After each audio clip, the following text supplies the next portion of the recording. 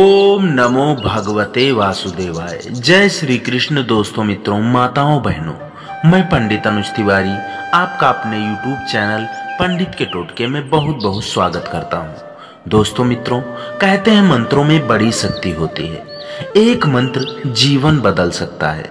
अगर आपके घर में भी क्लेश रहता है, दोष रहता है या फिर आर्थिक स्थिति आपकी कमजोर है, तो आप इस मंत्र का सहारा ले सकते हैं। अगर आप इस मंत्र का स्वयं जाप करें तो आपको लाखों गुना फायदा जरूर प्राप्त होगा। अगर आप इसका जाप स्वयं नहीं कर सकते तो इस मंत्र को आप श्रद्धा पूर्वक जरूर सुनें और कमेंट बॉक्स में जय महालक्ष्मी जरूर लिखें। दोस्तों, मित्रों, आज शुक्रवार का दिन है और शुक्रवार के दिन माँ लक्ष्मी के मंत्रों का जाप करना जीवन को एक नई दिशा देता है। यानी कि महालक्ष्मी की कृपा आपके ऊपर बनी रहती है। आपको धन, यश, कीर्ति, मान, सम्मान आदि की प्राप्ति होती है। दोस्तों, मित्रों, आज मैं उन्हीं माँ लक्ष्मी का ऐसा चमत्कारी मंत्र लेकर आया हूँ जिसको सुनने मात्र से जीवन में वह सब कुछ प्राप्त होता है जिसकी आप कामना करते हैं। तो देर न करते हुए आइए सुनते हैं आज शुक्रवार विशेष पर माँ लक्ष्मी का यह चमत्कारिक मंत्र जाप। ओम श्रीं ह्रीं क्लीं श्री सिद्धिलक्ष्म्यै नमः। ओम श्रीं ह्रीं क्लीं श्री सिद्धिलक्ष्म्यै नमः। ओम श्रीं ह्रीं क्लीं श्री सिद्धिलक्ष्म्यै नमः। ओम श्रीं ह्रीं क्लीं श्री सिद्धिलक्ष्म्यै नमः। ओम श्रीं ह्रीं क्लीं श्री सिद्धिलक्ष्म्यै नमः। ओम श्रीं ह्रीं क्लीं श्री सिद्धिलक्ष्म्यै नमः। ओम श्रीं ह्रीं क्लीं श्री सिद्धिलक्ष्म्यै नमः। ओम श्रीं ह्रीं क्लीं श्री सिद्धिलक्ष्म्यै नमः। ओम श्रीं ह्रीं क्लीं श्री सिद्धिलक्ष्म्यै नमः। ओम श्रीं ह्रीं क्लीं श्री सिद्धिलक्ष्म्यै नमः। ओम श्रीं ह्रीं क्लीं श्री सिद्धिलक्ष्म्यै नमः। ओम श्रीं ह्रीं क्लीं श्री सिद्धिलक्ष्म्यै नमः।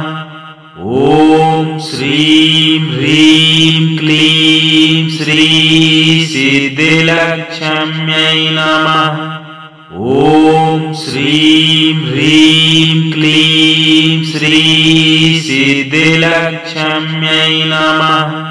ओम श्रीं ह्रीं क्लीं श्री सिद्धिलक्ष्म्यै नमः। ओम श्रीं ह्रीं क्लीं श्री सिद्धिलक्ष्म्यै नमः। ओम श्रीं ह्रीं क्लीं श्री सिद्धिलक्ष्म्यै नमः। ओम श्रीं ह्रीं क्लीं श्री सिद्धिलक्ष्म्यै नमः।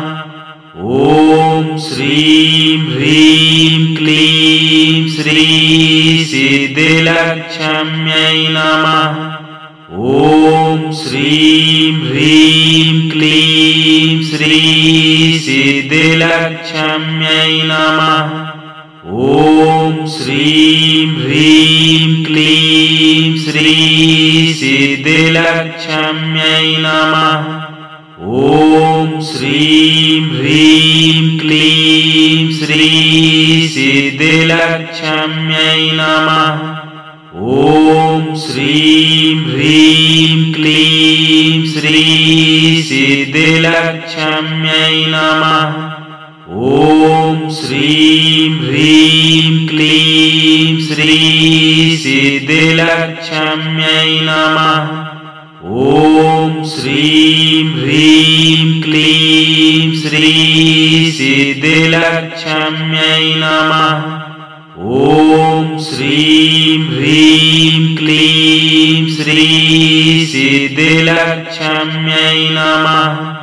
ॐ श्रीं ह्रीं क्लीं श्री सिद्धिलक्ष्म्यै नमः। ॐ श्रीं ह्रीं क्लीं श्री सिद्धिलक्ष्म्यै नमः। ॐ श्रीं ह्रीं क्लीं श्री सिद्धिलक्ष्म्यै नमः।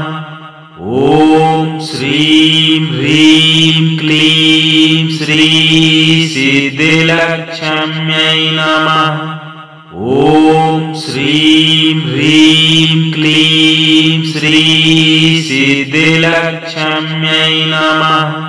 ॐ श्रीं ह्रीं क्लीं श्री सिद्धिलक्ष्म्यै नमः।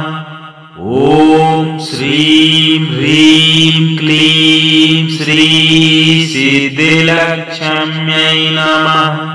ॐ श्रीं ह्रीं क्लीं श्री सिद्धिलक्ष्म्यै नमः। ॐ श्रीं ह्रीं क्लीं श्री सिद्धिलक्ष्म्यै नमः। ॐ श्रीं ह्रीं क्लीं श्री सिद्धिलक्ष्म्यै नमः। ॐ श्रीं ह्रीं क्लीं श्री सिद्धिलक्ष्म्यै नमः। ॐ श्रीं ह्रीं क्लीं श्री सिद्धिलक्ष्म्यै नमः। ॐ श्रीं ह्रीं क्लीं श्री सिद्धिलक्ष्म्यै नमः। ॐ श्रीं ह्रीं क्लीं श्री सिद्धिलक्ष्म्यै नमः। ॐ श्रीं ह्रीं क्लीं श्री सिद्धिलक्ष्म्यै नमः।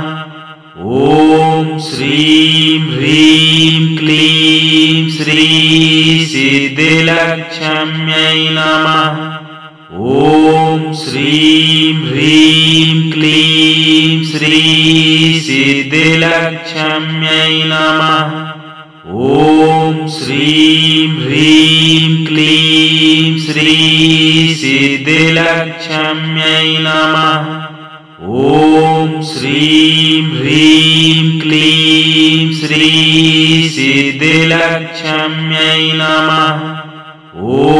श्रीं ह्रीं क्लीं श्री सिद्धिलक्ष्म्यै नमः। ॐ श्रीं ह्रीं क्लीं श्री सिद्धिलक्ष्म्यै नमः। ॐ श्रीं ह्रीं क्लीं श्री सिद्धिलक्ष्म्यै नमः। ॐ श्रीं ह्रीं क्लीं श्री सिद्धिलक्ष्म्यै नमः। ॐ श्रीं ह्रीं क्लीं श्री सिद्धिलक्ष्म्यै नमः। ॐ श्रीं ह्रीं क्लीं श्री सिद्धिलक्ष्म्यै नमः। ॐ श्रीं ह्रीं क्लीं श्री सिद्धिलक्ष्म्यै नमः। ॐ श्रीं ह्रीं क्लीं श्री सिद्धिलक्ष्म्यै नमः। ॐ श्रीं ह्रीं क्लीं श्री सिद्धिलक्ष्म्यै नमः। ॐ श्रीं ह्रीं क्लीं श्री सिद्धिलक्ष्म्यै नमः। ॐ श्रीं ह्रीं क्लीं श्री सिद्धिलक्ष्म्यै नमः। ॐ श्रीं ह्रीं क्लीं श्री सिद्धिलक्ष्म्यै नमः। ॐ श्रीं ह्रीं क्लीं श्री सिद्धिलक्ष्म्यै नमः। ॐ श्रीं ह्रीं क्लीं श्री सिद्धिलक्ष्म्यै नमः।